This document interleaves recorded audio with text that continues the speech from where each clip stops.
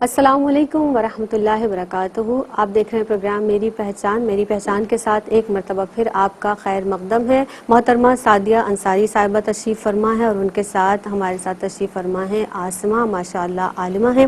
سعدیہ انصاری صاحبہ، جس طرح سے ہم نے ابتدا میں بھی خطبۃ الحجۃ الوداع کی بات کی، رسول اکرم صلی اللہ علیہ وسلم نے حجۃ الوداع کے موقع پر جو مساوات کا درس دیا ہے، کس قدر بہترین وہ خطبہ ہے، کس قدر پیاری اس میں باتیں ہیں. جب بھی اسے پڑھتے ہیں، جب بھی اسے سنتے ہیں، ایمان کی حلاوت، ایمان کی چاشنی، ایمان کی محبت پیدا ہوتی ہے. ارشاد فرمائیے گا اس روشنی میں. بالکل زینب، اس میں کوئی شک نہیں ہے. اور آج جو موضوع ہے ہمارا، اس کے اندر بہت کچھ نبی مکرم صلی اللہ تعالیٰ علیہ وآلہ وسلم نے خطبہ حجۃ الوداع کے موقع پر بیان کیا، اور مساوات اور انسانی حقوق سے ایک ایسا منشور، ایک ایسا دستور حیات جو ہے امت کو عطا کیا کہ جس کی ماضی میں کوئی مثال نہیں ملتی. یعنی کون سا ایسا ایک عمل ہے، یا کون سی ایک ایسی حرکت ہے، یا کون سا ایک ایسا فعل ہے کہ جس کی وضاحت اور جس کے متعلق قانون نبی پاک صلی اللہ علیہ وسلم نے نہ بیان فرما دیا اور اس کے اجر و انعامات نہ بیان فرما دیے. تو اس قدر متوازن اور قابل عمل ہے یہ منشور کہ معاشرے کے ہر فرد کو دنیا کے بھی اور آخرت کے بھی حصول کے لیے مساویانہ مواقع فراہم کیے گئے ہیں اس کے اندر.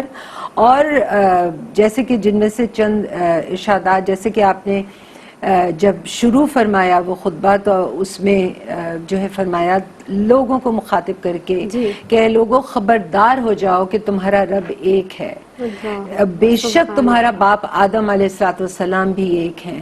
کسی عرب کو غیر عرب پر کوئی ترجیح نہیں، کسی غیر عرب کو عرب پر ترجیح نہیں، کسی کالے گورے کو ایک دوسرے پر فضیلت نہیں ہے. فضیلت صرف تقوی کی بنیاد پر ہے. تمام انسان آدم علیہ السلام کی اولاد ہیں اور مٹی سے بنے ہیں. بے شک. پھر آپ نے فرمایا کہ خبردار، ہر مسلمان پر دوسرے مسلمان کا خون حرام ہے. اللہ اکبر. ایک مسلمان دوسرے مسلمان کے لیے حرام ہے اور محترم ہے. آپ نے فرمایا کہ اس کی جان اس پر حرام ہے، اس کی عزت اور آبرو اس پر حرام ہے، اس کا مال اس پر حرام ہے. آپ آج کی دنیا میں دیکھیے نا کیا ہو رہا ہے، کیا ہو رہا ہے. مطلب یہ ساری باتیں اگر ہم آج سن رہے ہیں تو ہم کہہ رہے ہیں کہ ہاں واقعی میں ایک انسان دوسرے انسان کا اتنا بڑا کوئی ایک دشمن بنا ہوا ہے اس وقت کہ وہ صرف اور صرف وہ چاہتا ہے کہ مال صرف میرے ہی پاس ہو اور جان صرف میں اس کی لے لوں تو اس میں کوئی حرج نہ ہو کہ میں اس کو لوٹ لوں اور میں اس کو کنگال کر دوں. احترام میں آدمیت ختم ہو گیا. یہ احترام میں آدمیت ختم ہو گیا ہے. آپ نے فرمایا کہ اس کا چہرے پر جس پر تماچے تم مار سکتے ہو، اس کے لگا سکتے ہو، وہ بھی حرام فرمایا آپ نے. کتنی تفصیل سے ایذا رسانی، اگر تم اس کو کسی بھی طور کے اوپر تکلیف پہنچاتے ہو، کوئی ایک جملہ ہو گیا، کوئی تمہارا ایک ایکسپریشن بھی اس میں شامل ہو گیا، کوئی ایسے الفاظ ہو گئے، کوئی ایسا عمل ہو گیا کہ مسلمان کو تم ہرگز مسلمان تکلیف نہیں پہنچائے گا، نہ اپنی زبان سے نہ اپنے ہاتھ سے. یہ دوسری جگہ پر آپ نے فرمایا تھا ایک اور حدیث مبارکہ میں. اسی طرح سے ڈرانا اور دھمکانا بھی حرام ہے. یعنی کہ یہ جو تاوان لیے جاتے ہیں اور ڈرایا اور دھمکایا جاتا ہے کہ اگر تم یہ نہیں کرو گے تو ہم یہ کر دیں گے، اگر یہ نہیں کرو گے تو تمہیں اپنے منصب سے اتار دیں گے. یہ ساری چیزیں اس کے اندر شامل ہیں. کسی مسلمان کے لیے دوسرے مسلمان کا مال جائز نہیں ہے، حتیٰ کہ وہ اپنی خوشی سے اس کو دے. پھر اپنے خادموں کا خیال رکھو.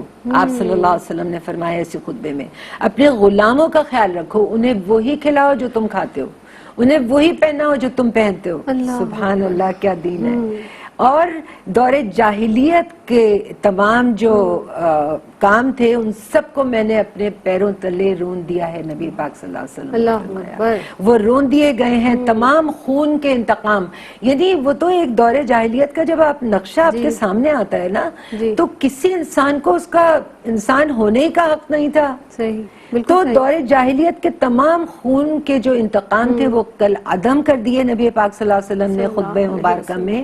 سود کی کوئی حیثیت نہیں رہی. آپ نے اعلان فرمایا وراثت کے حقوق دیے گئے ہر انسان کو. جو آج آپ دیکھیے نا کہ جانتے ہیں کہ دین اسلام ہمیں یہ سکھا رہا ہے، لیکن وراثت کی کہاں بات ہوتی ہے. پچھلے جو لوگ ہیں ان کی طرح تمام رشتوں کے جو باہمی حقوق ہیں وہ سارے کے سارے آپ صلی اللہ تعالیٰ علیہ وسلم نے فرمایا کہ وضع ہو چکے ہیں. تمہیں اپنے دین کی حفاظت کرنی ہے, تمہیں اپنے ایمان کی حفاظت کرنی ہے. کتنا خوبصورت یہ خطبہ اور اس کے کتنا مختصر ترین اور جامع الفاظ کے اندر نبی مکرم صلی اللہ علیہ وسلم نے اور یہ تو پتہ ہی ہے کہ سب مرد اور عورت یکساں ہیں, کوئی طبقہ اور کوئی قبیلہ اور کوئی جو ہے ایک دوسرے سے بڑھ کر مکرم نہیں ہے. تو یہ بھی سارا فرما کر اور پھر آپ نے یہ سارا ارشاد فرمایا. سبحان اللہ. یعنی اس خطبے میں مساوات کا اس قدر خوبصورت نظام بھی قائم فرمایا. آپ صلی اللہ علیہ وسلم نے اتنا خوبصورت درس دیا جو رہتی دنیا تک قائم رہے گا.